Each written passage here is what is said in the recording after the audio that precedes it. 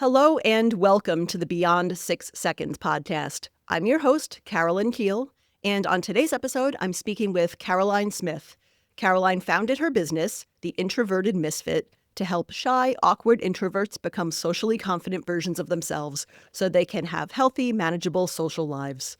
Because of her experience with being autistic, which was the source of many social difficulties and major social anxiety, she knows what it's like building self-acceptance, self-improvement, and a life that works for individualized needs.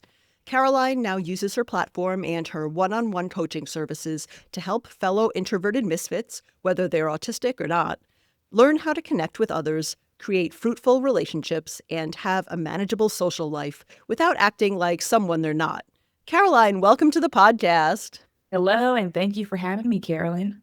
I'm excited to talk with you about this topic. It's certainly something that I've dealt with over the years, and I'm sure a lot of introverted and or autistic people have as well. So really excited to learn more about this and about your own story as well. So first, I'd love to ask you, when did you realize that you're autistic? That's actually a funny question because I never even realized I was autistic.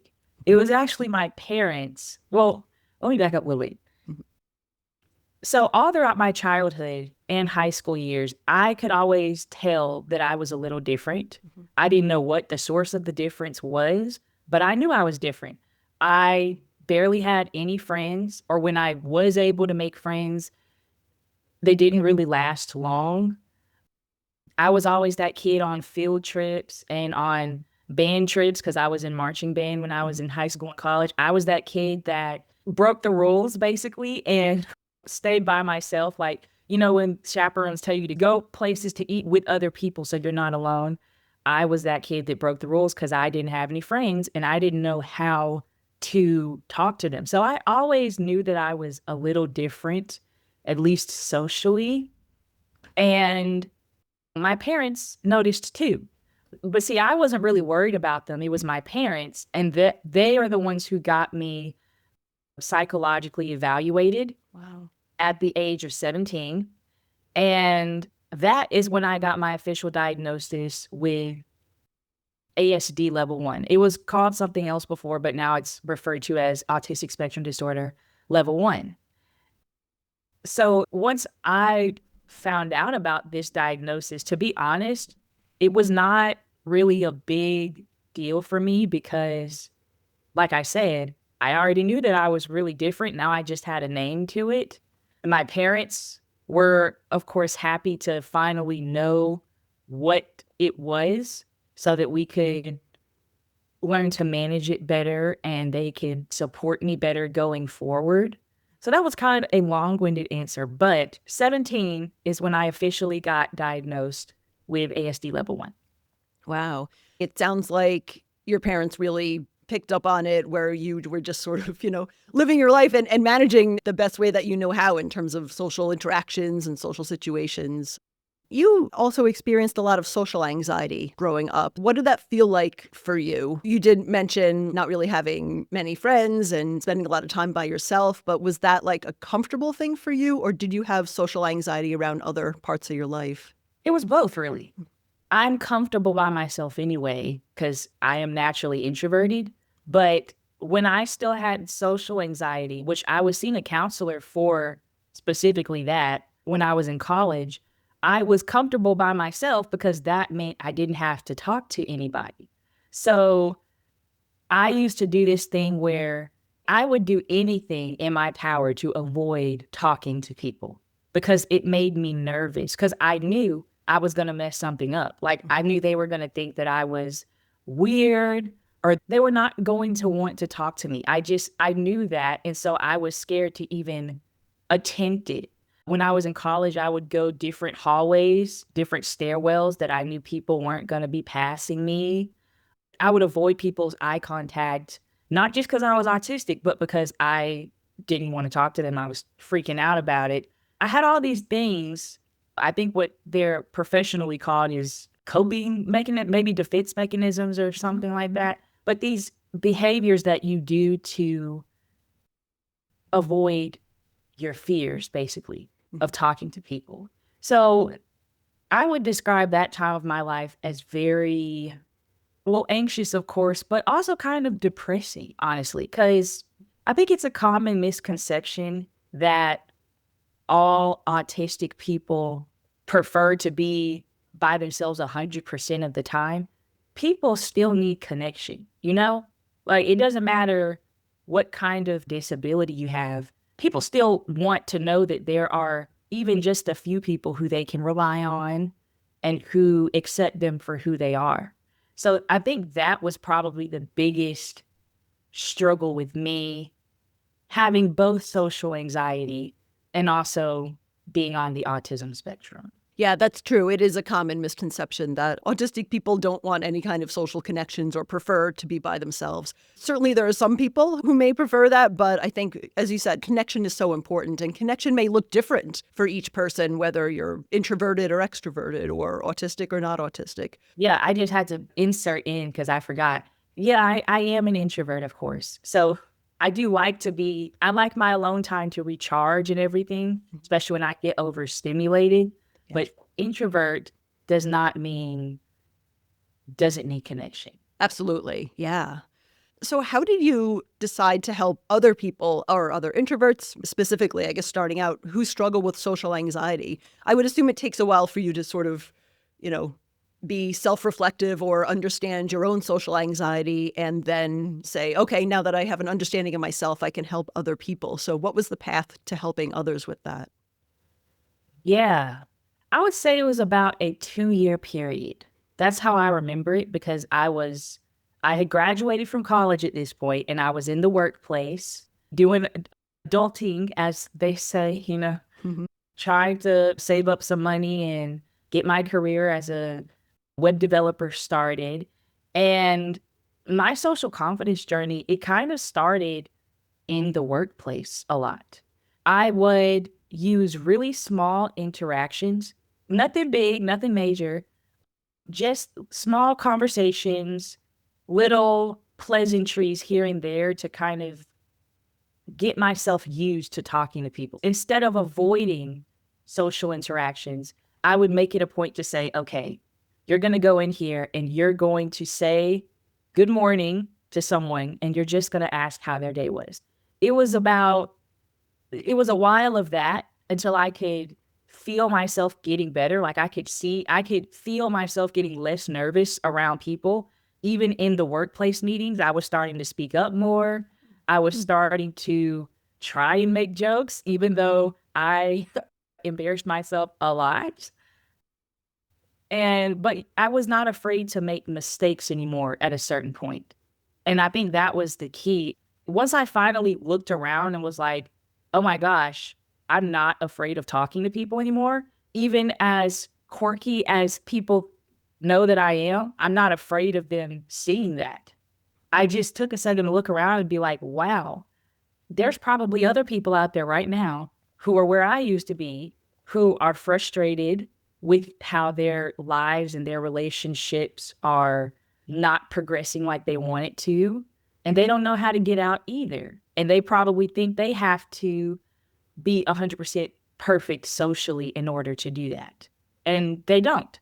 And so that is what prompted me to found my business, the Introverted Misfit, and my coaching services, specifically my program, Communicate with Quiet, Quirky Confidence, so that introverts who struggle with shyness or social anxiety and social difficulties, they can get over that initial fear of trying, because that's where the real change happens when you start actually talking to people and learning about yourself. And they can do it in a way that does not require them to fake being somebody that they're not, to act like an extrovert and act like somebody that they are just not. And yeah, that's a little bit about how I founded my business and what I aim to do with my coaching sessions and all of my other business services. Yeah. A lot of times, the hardest part is knowing where to start or how to open up that conversation. And even something as simple as, saying good morning and asking how somebody's day was or is going. I guess we consider that small talk, but that is a lot of ways to kind of open up the conversation and at least get yourself some practice in, getting over that initial fear of, oh, how do I start this conversation? Another challenge, though, and certainly one that I face, is how to keep the conversation going, or how to jump into a conversation when you're not just one-on-one. Because a lot of times one-on-one is easier for a lot of introverts. There's a back and forth with the conversation, like, you talk and I listen, and then I talk and you listen. But with a group of people, sometimes it can be a challenge to keep that conversation going. So, yeah, were you ever in situations where you were in like groups of people and had to think like, okay, how do I become part of this conversation in a natural way? Or was that something that you had techniques for? Yeah, all the time. All the time. Mm-hmm. So, especially when I was in high school and college, I'm going to be honest with you, I just stayed away from group conversations. I tried to enter a few of them. I remember them, the moments in my head. I don't even want to repeat them to you because they are so cringy. Like, I was thinking about them before this meeting. I was like, I cannot believe I said that. But I had failed. And so I just stayed away from them for a long time. So what that looked like was, even if I was in a group discussion, I was just the one who wasn't talking. Mm-hmm. Or if I was talking to someone else and then another group of people came over and sat at our table, you wouldn't hear another word from me. And yeah, there was a long time where that was my coping mechanism. I just, sat there, smiled along, nodded, but I didn't say anything, especially if I could tell the other people in the group don't struggle socially at all. They are ultra extroverted. I actually have a funny story about that. I just now thought about it. A few months ago, I was visiting Texas because my sister and her family are in Texas. And my sister is the complete opposite of me. Has never struggled socially. She makes friends with everybody she meets. Does not struggle with group conversation. She's like an ultra extrovert. Like, I'm not exaggerating. So it's always interesting when we hang out. But we were going to, she's a praise team singer at a church. Mm-hmm. And we were in the, what's it called? The backstage area with all of the musicians right before the service starts. And of course, all the musicians are equally as extroverted as she is. And so literally I was just sitting there. It was like I was watching a tennis match. It was, I could not figure out how to jump in because you could just tell these people did not struggle socially. And if I said something, I was immediately going to be like, people were just going to side eye me. I could tell. But how I've learned to cope with that is I get in where I can.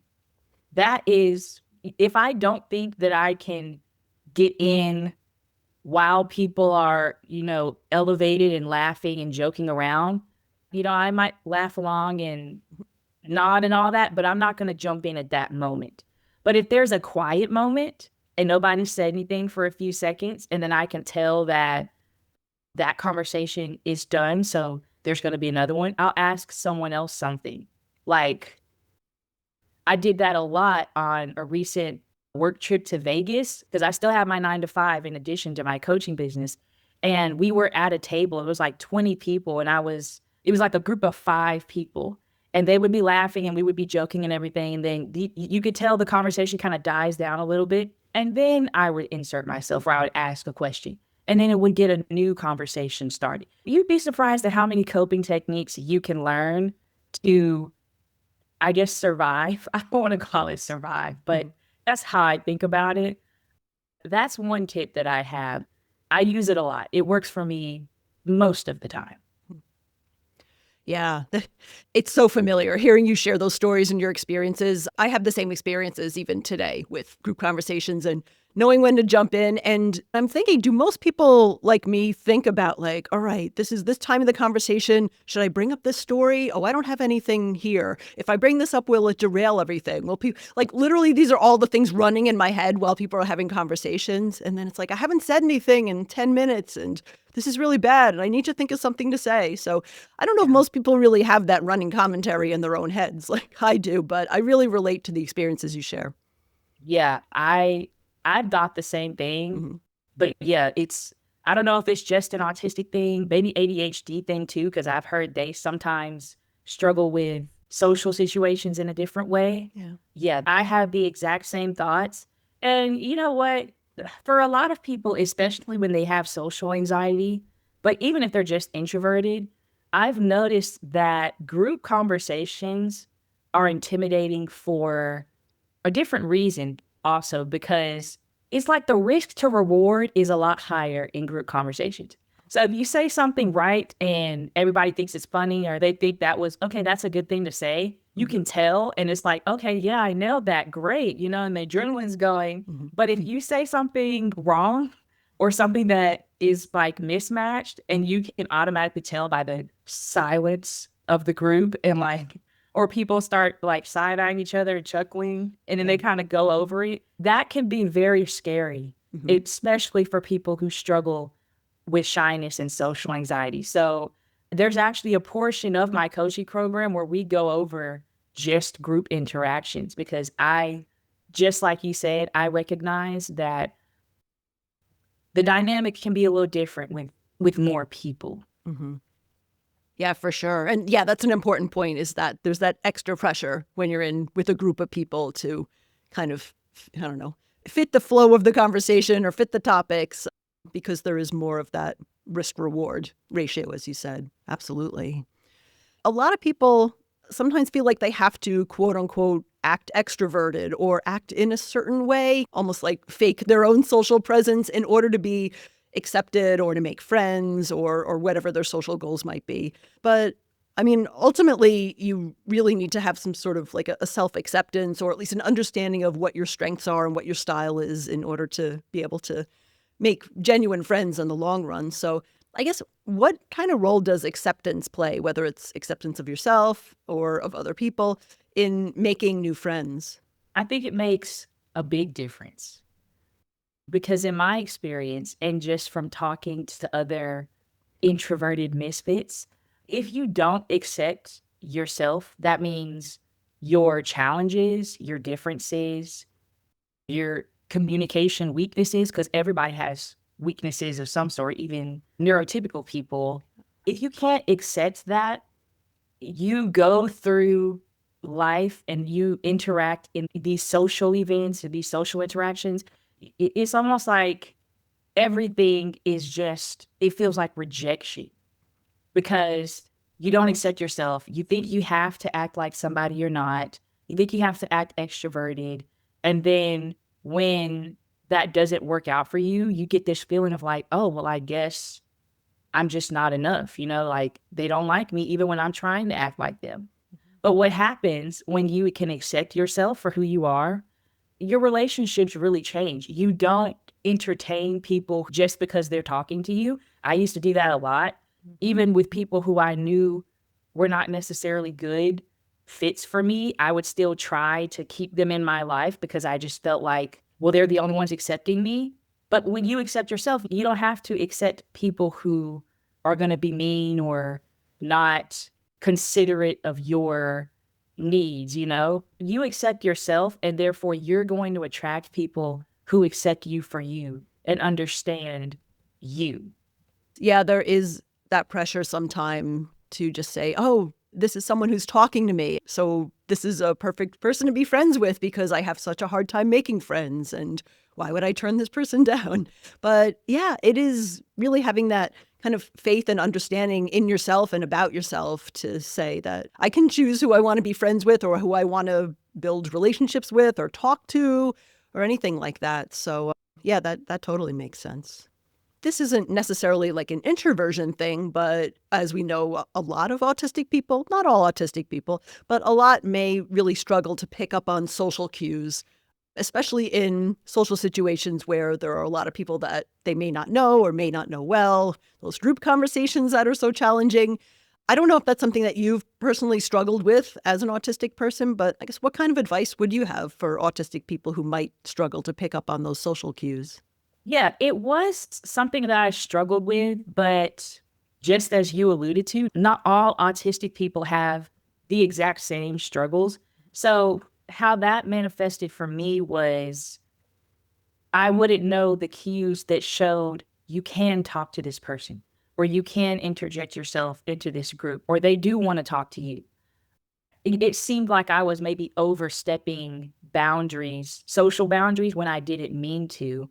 And it turned out, oh, they did not want to talk to me, or they, this was not what I thought it was. How did I fix that?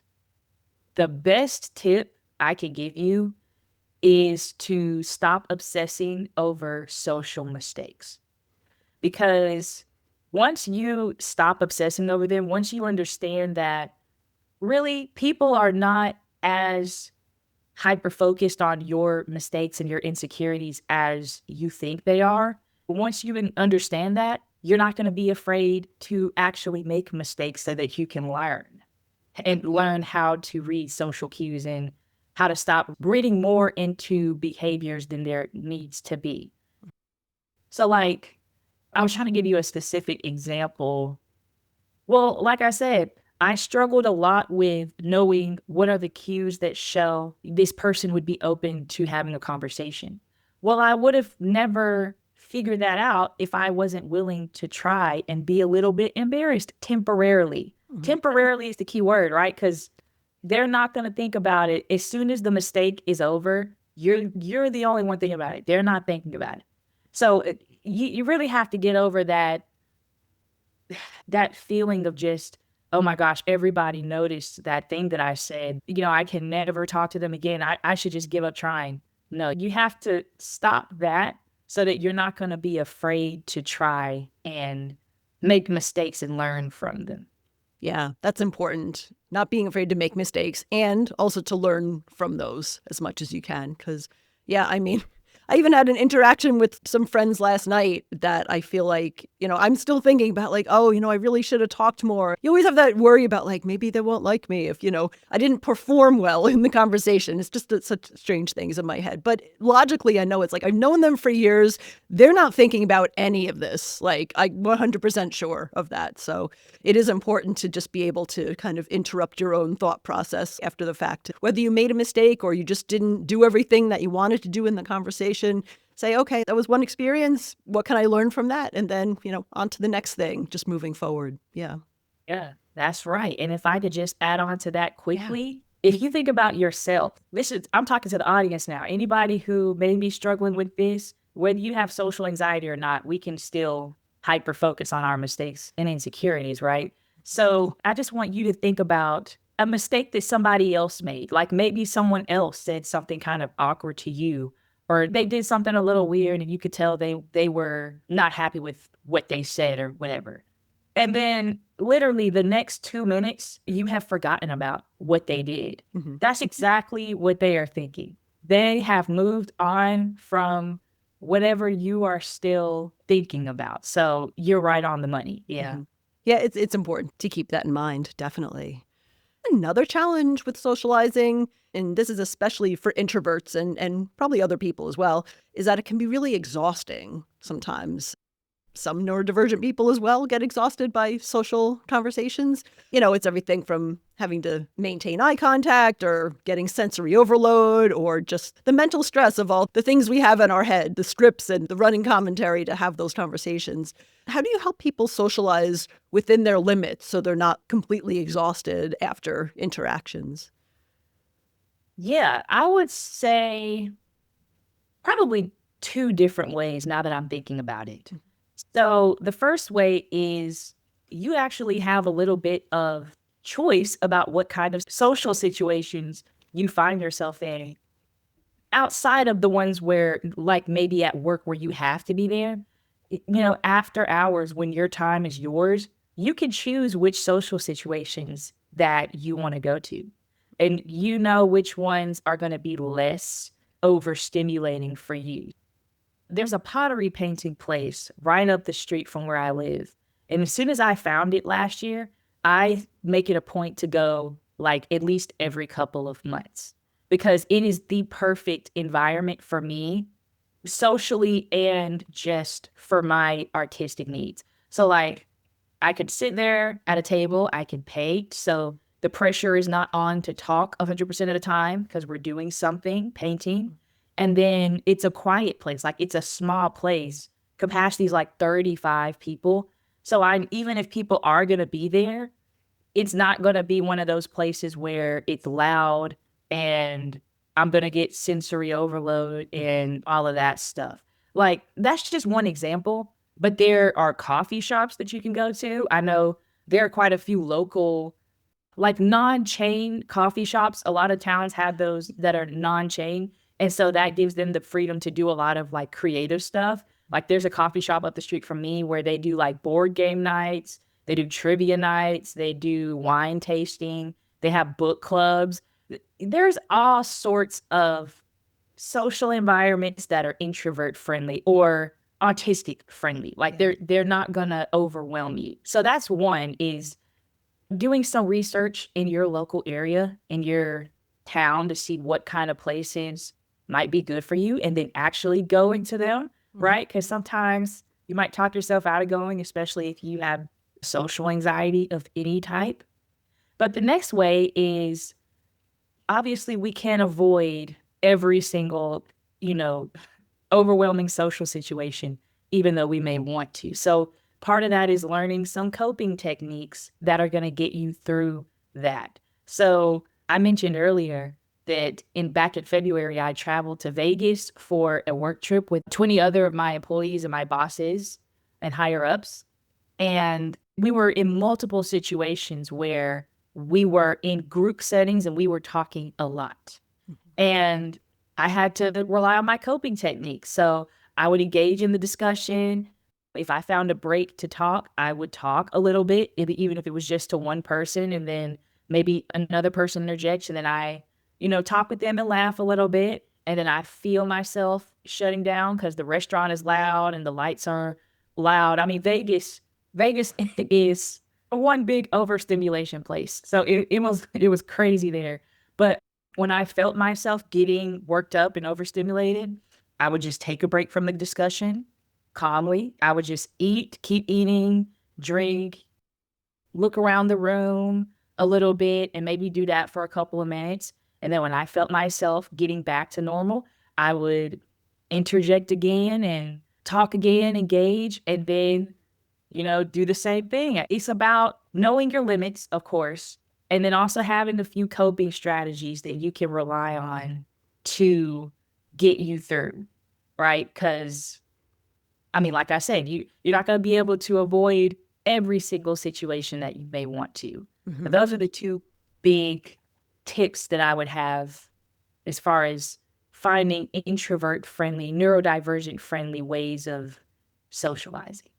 Yeah, that is really important to remember, is that you don't have to engage all of the time in a situation like that. Like, you can take those breaks, whether it's literally just, okay, now I'm going to eat for a little while because I feel like I need a break, or I need to like go to the restroom. Like, that's, literally get up from the table and like, I'm going to excuse myself for a while. And then, whether you go to the restroom or not, just take a break somewhere else that might be relatively quiet. I feel like, well, speaking for myself, sometimes I used to feel like I had to force myself to stay in the moment and in the situation, because I don't know, I just felt like if I left it, people would be like, why is she leaving? But no one's really thinking that. Like, they're so focused on their own conversations, and you just have to engage as much as you can by using your coping skills, and then trying to recognize if you are getting overstimulated or if you really need a break, to just go and take that break. It's just kind of realizing that it's okay to not have to pretend to always be engaged in every single conversation. And that's exactly why the key point of my program is without having to pretend to be somebody you're not. Because a lot of times they feel like they have to be on 100% of the time. And you're going to burn yourself out that way. I've been there before. Or you're going to work yourself up to the point of having a meltdown, which is another thing, which you don't want. So yes, it's okay to temporarily take breaks. Like we just had a whole discussion about, nobody's going to be, sitting there thinking, wow, why did she, get up and leave? Or why is she quiet right now? Just take the time you need and then get back into the conversation. And I promise you, it's not going to ruin their image of you in your head if you just take a little bit of time. In Vegas, after those big dinner outings where we would be together for like a couple of hours, after I had had enough, I would just politely say, you know what, I'm kind of tired now, and I'm just going to go back to my hotel room, and I would get an Uber and go back. And the funny thing is, there's always usually 2 or 3 other people who were thinking the same thing. And then we all got in the Uber and went home. But it was not a big deal. Yeah. Yeah, it's interesting to realize that sometimes people are thinking and feeling the same way that you are, but kind of like you, they're also afraid to say something, or they just want to kind of stay with the activity in the group. So once one person, whether it's you or somebody else, says, I'm a little tired, I'm going to go, it may actually invite other people who are feeling uncomfortable to say something, say like, oh, okay, I think I'm going to go too, that sort of thing. Mm-hmm. We've talked about this throughout the conversation, is that you really emphasize people on knowing themselves and knowing their strengths and not pretending to be somebody else in social situations, or not thinking that they have to be somebody else to make friends and build relationships. What other ways do you help people build relationships in their own way, whether that's knowing their own strengths, being comfortable with themselves, things like that? Yeah, I don't know if there are any other ways as far as my coaching goes, but I have started a new thing that I'm really excited about, and I call them Misfit Meetups. So for the past 2 months, I have been gathering shy, awkward, or low support needs autistic people, adults who are looking for a place to practice socializing with no judgment, and they maybe want to meet other like-minded people. We get together once a month and we do something fun. So for the first month of October, we did painting pottery. We did an event called Paint Away the Social Spookies for a spooky season themed meetup. And it was a great kickoff. That was the first official meetup that I had. I think doing actual community building in that way, even though we only had 2 meetups thus far, I can already start to see just how much of a need there is for people to find each other and to be engaged in a real life community where they can be in person with people who are not going to pressure them to talk 100% of the time, to pretend to be somebody they're not. So yeah, that is, I would say, in-person community outreach, which is what I consider that to be. That has really just been an extension, I would say, of my services, because I actually get to see people in real life, working through their struggles and talking to people. So yeah, I think that is probably the main other way that I help people. Because I mean, even with the coaching program that I have, a big part of it is action, like action-based steps, because we can do all of the talking that we want, but if you're not actually doing those things in your real life, you're probably not going to get better anytime soon. And so those Misfit meetups, it's just been like an extra layer of helping people and seeing the work that needs to be done, and that there was definitely a need for this in the community. And I'm so glad that, people are interested in it. I think 20 people for my next meetup, 20 of the people who came to the last one are signed up for this one. Wow. So like they liked it. They liked the idea of meeting people, talking to people, and just getting over their fears of being around people. Some of them, because not all of them are shy. Some of them are just on the spectrum and they just want a place to meet people.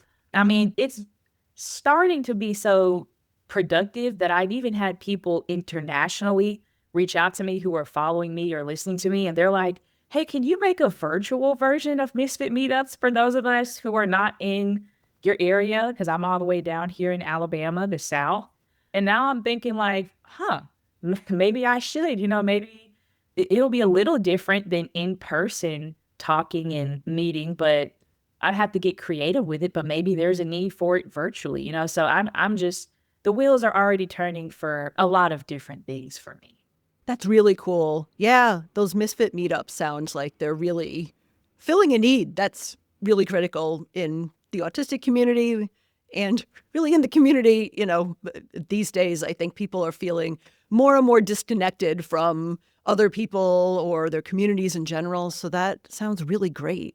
And the fact that you're pairing it with an activity, so like the pottery painting, is perfect, because I know a lot of ways that I've made friends is through shared common activities or interests like podcasting or music or things like that. So having that activity that gives you something to do so you don't feel the pressure of socializing all of the time, but it's open, like you can, and there are plenty of opportunities to do it while you're doing the activity. It's a really great structure. How can people get in touch with you if they want to learn more about your coaching or about the meetups? Everything is on my website, theintrovertedmisfit.com. That's where I have the sign-up list for the Misfit Meetup mailing list. The one that's in the Auburn Opelika area, that's where I live. So you can sign up for that one.